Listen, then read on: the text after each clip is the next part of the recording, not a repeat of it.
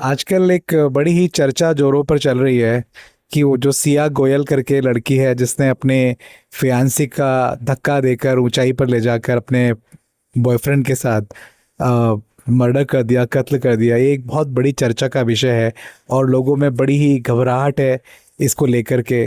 कहीं ना कहीं बहुत ही निंदनीय बात है, बहुत ही अशोभनीय, बहुत ही घिनौना कृत्य किया गया और सभी उसकी शायद भर्त्सना कर रहे हैं बहुत बुरी तरीके से, जिस तरह से उस लड़की ने किया।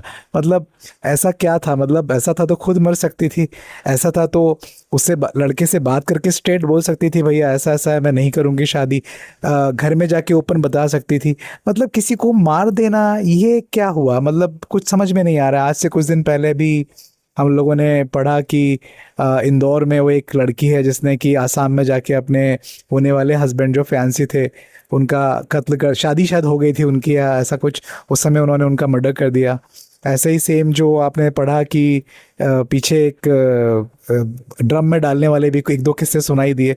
तो बड़ी ही विभत्स घटनाएं जो हैं अजीब सी हो रही हैं और स्पेशली जो विमेन हैं, जो फीमेल्स हैं, वो इसमें इन्वॉल्व हैं और कहीं ना कहीं इसीलिए बहुत बड़ा सेटबैक, एक धक्का सोसाइटी के लिए हो गया है कि ये क्या हो रहा है। मतलब अब तक जो सुने थे वो कभी इस तरह के उसमें कहीं औरतें इन्वॉल्व नहीं होती थी, मतलब क्राइम में औरतें इन्वॉल्व नहीं होती थी। और अब जब हो रही हैं तो इस लेवल पर हो रही हैं कि चीज़ें मतलब सीधे हस्बैंड की हत्या कर देना, कई जगह पे हमने मतलब बड़ी ही विभत्स चीज़ें हो रही हैं। और इसको इसको अगर देखेंगे, इसको समझेंगे तो कहीं किसी को समझ में नहीं आ रहा है। बट एक बात हमेशा बोली गई अपने वेदों में भी, किताब पुराने पुराणों में भी कहा गया है, जो महिला है वो अपने आप में इतनी सक्षम है कि अगर उसको कोई कार्य दे दिया जाएगा ना, किसी जगह उसको पावर दे दी जाएगी, उसको पावरफुल बना दिया जाएगा, समृद्ध बना दिया जाएगा, एजुकेटेड बना दिया जाएगा, तो कहीं ना कहीं वो अपनी मैक्सिमम लिमिट पर जाएगी, मैक्सिमम लिमिट पर। तो जब वो क्राइम पे जा रही है तो आप देखिए वो क्राइम पर भी बिल्कुल मैक्सिमम पे जाने की कोशिश कर रही है। लेकिन शायद मैं अभी एक और चीज़ देख रहा हूँ, मैं अपने घर में भी देखता हूँ, बच्चों को देखता हूँ, मेरे दोनों बेटे हैं उनको देखता हूँ, उनके दोस्त सर्किल में बात करता हूँ, मेरे कुछ मित्र हैं उनके घर, जब घरों में बात होती है, हम लोग जब सर आपस में बैठते हैं, डिस्कशंस होते हैं, तो ये जो माहौल बन रहा है बड़ा ही नेगेटिव माहौल बन रहा है। और लोग मतलब लड़कों के भविष्य को लेकर बड़ा ही संशय लोगों के मन में आ गया है। लड़के खुद सोच रहे हैं कि अब ड्रम में जाओ, लड़के बोलने लग गए हैं कि ड्रम में जाने से अच्छा है कवारे रह जाएं। जिस तरह से हुआ है बहुत ही, सच में बहुत निंदनीय है, बहुत शोचनीय स्थिति हो गई है समाज की। लेकिन कहीं ना कहीं फिर भी मेरा विश्वास है कि शायद ऐसा तो नहीं रहेगा। ये तो एक्सेप्शन है जो होते हैं हर समाज में, एक बहुत घटिया पक्ष भी होता है। तो शायद ये वो पक्ष जो नज़र आ रहा है, बट इसका मतलब ये कतई नहीं है कि हमारा अच्छे माँ बाप के पालन पोषण में, अच्छे संरक्षण में बच्चियाँ पढ़ती हैं, बच्चियाँ बड़ी होती है, तो इसका मतलब ये तो नहीं हुआ ना कि सारी बच्चियाँ वैसी हो गई। हमने एक बच्ची, दो बच्ची, तीन बच्ची ने किसी ने गलत कर दिया तो इसका मतलब ये तो नहीं कि उसका खामियाजा हर बच्ची भुगतेगी, हर वो माँ बाप भुगतेगा जिसने एक बच्ची को पैदा किया, उसको बड़ा किया अच्छे से।